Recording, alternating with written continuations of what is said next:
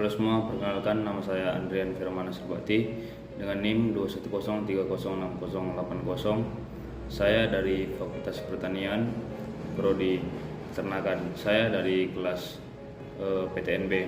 Baiklah, di sini saya akan melaksanakan praktikum biokimia yang diampu oleh Bu Tati Fidianasari, SPTMP. Baiklah, saya akan menjawab soal nomor 1 terlebih dahulu. Yang pertama itu jelaskan pengertian dan fungsi mineral secara umum pada tubuh ternak, yaitu mineral merupakan unsur esensial yang penting dalam kelangsungan hidup ternak, baik untuk memelihara kesehatan, pertumbuhan, reproduksi, produksi, dan kekebalan tubuh ternak. Adapun unsurnya itu mineral yang sering dibutuhkan ternak antara lain yaitu ada kalsium, ada fosfor, kalium, natrium, klor, sulfur, magnesium.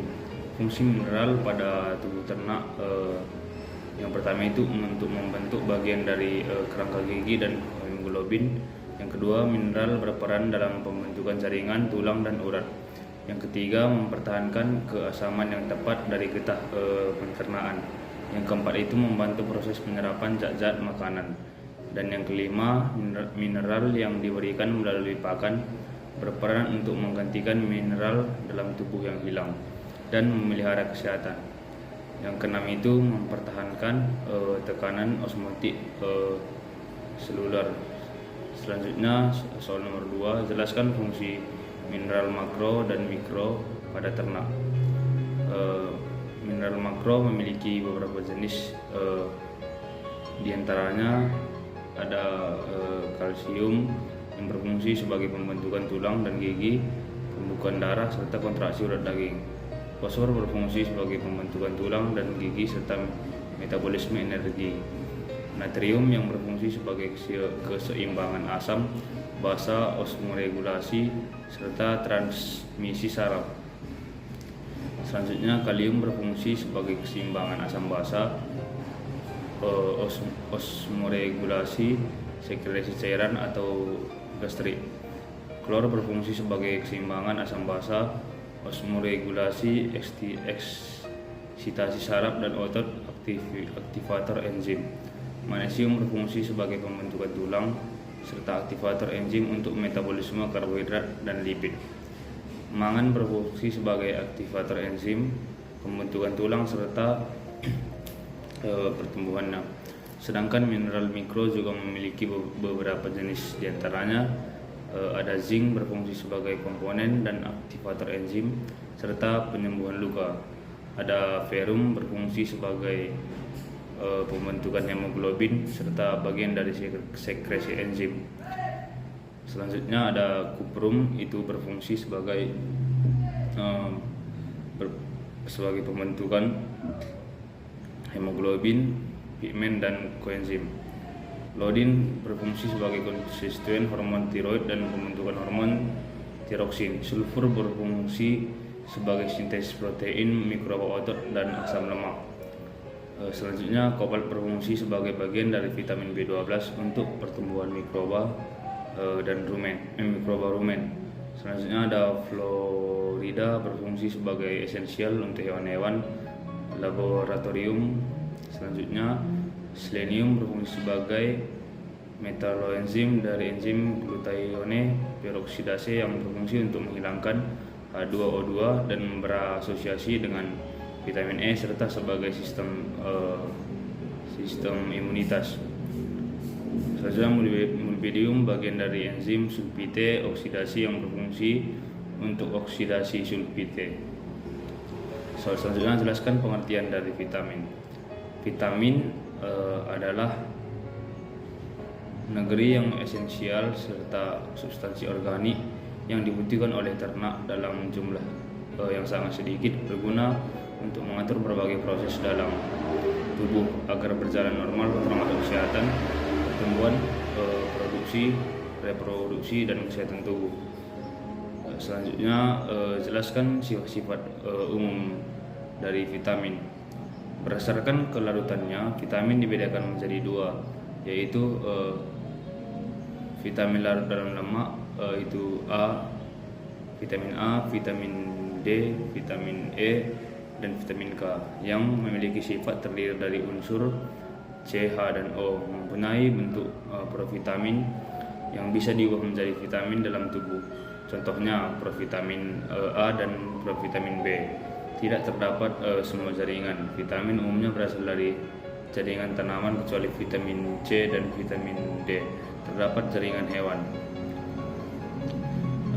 Di situ dapat menyusun struktur jaringan.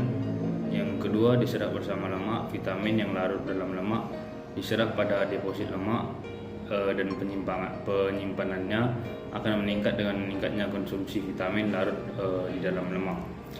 Selanjutnya dapat dikeluarkan melalui feses. Selanjutnya, secara fisiologis, vitamin yang larut dalam lemak dibutuhkan dalam pengaturan metabolisme. Selanjutnya, vitamin yang larut di dalam air, yaitu vitamin B dan vitamin C, yang memiliki sifat tidak hanya tersusun oleh C, H, O, S, N, ataupun CO. Tidak ada di dalam bentuk provitamin, terdapat di semua jaringan. Vitamin yang larut dalam air sebagian besar terlibat dalam transfer energi, karena vitamin ini di setiap jaringan hidup tersedia dan dibutuhkan. Selanjutnya, sebagai prekursor, enzim atau merangsang enzim dikeluarkan melalui urin, tidak disimpan secara khusus dalam tubuh. Selanjutnya kita ke slide nomor 3, jelaskan jenis-jenis vitamin dan fungsinya. Vitamin A itu retinol. Semua hewan membutuhkan vitamin A. Vitamin tersebut tidak terdapat di dalam tumbuhan sebagai vitamin A, melainkan sebagai prekursornya, yaitu kreatin atau lazim dinamakan vitamin A karena tubuh dapat mengubahnya ke dalam vitamin aktif. Secara umum berfungsi vitamin A mempunyai 3 peranan penting di dalam tubuh, yaitu pada mata, epitel, dan tulang. Selanjutnya kita ke vitamin D atau kalsiferol. Vitamin D memiliki beberapa fungsi. Pertama, yaitu membantu proses absorpsi kalsium, fosfor dari saluran pencernaan, dan selanjutnya mengatur konsentrasi kalsium dan fosfor di dalam darah. Kedua, membantu proses reabsorpsi, yang berperan dalam proses reabsorpsi fosfat pada ginjal untuk mengatur konsentrasi kalsium dan fosfor di dalam darah. Terakhir, itu deposisi, berperan dalam pembentukan tulang dengan cara mempengaruhi deposisi pada matriks tulang. Selanjutnya, vitamin E. Vitamin E mempunyai beberapa fungsi antara lain. Yang pertama itu sebagai reproduksi, membuat normalnya proses reproduksi beberapa jenis ternak. Kedua, dapat digunakan sebagai antioksida, dan terakhir sebagai absorpsi, memperbaiki zat besi oleh usus. Sedangkan zat besi penting untuk mencegah terjadinya anemia. Selanjutnya ke vitamin K. Vitamin K merupakan senyawa penting pada proses koagulasi darah. Oleh karena itu, semula disebut faktor koagulasi, yang kemudian disebut vitamin K. Fungsi vitamin B diperlukan dalam proses pembukaan darah, khususnya diperlukan dalam sintesis protein di dalam hati, karena protombin bersama tromboplastin, dan dengan adanya trombokinase akan membentuk trombin. Dengan adanya trombin, maka fibrinogen akan berubah menjadi fibrin. Fibrin adalah yang sebetulnya diperlukan dalam proses pembekuan darah. Selanjutnya kita masuk ke dalam vitamin C. Berfungsi sebagai yang pertama itu penyumbang elektron, sehingga melindungi biomolekul penting seperti protein, lipid, karbohidrat, dan asam nukleat dari kerusakan oleh oksidan yang dihasilkan selama metabolisme.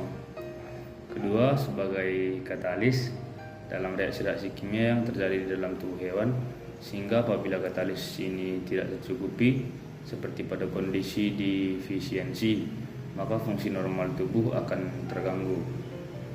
Selanjutnya ada vitamin B. Vitamin B kompleks merupakan vitamin larut air yang dibutuhkan oleh hewan ternak dengan fungsi utama yaitu sebagai kofaktor enzim yang terlihat di dalam metabolisme asam amino, energi, asam lemak, dan asam nukleat. Fungsi-fungsi tersebut berpengaruh terhadap proses pertumbuhan hewan ternak tersebut. Baiklah, mungkin hanya itulah yang dapat saya sampaikan. Jika ada salah kata ataupun pengucapan dalam pembuatan video ini, saya mohon maaf karena saya masih dalam proses pembelajaran. Mungkin hanyalah yang dapat saya sampaikan. Sekian dan terima kasih.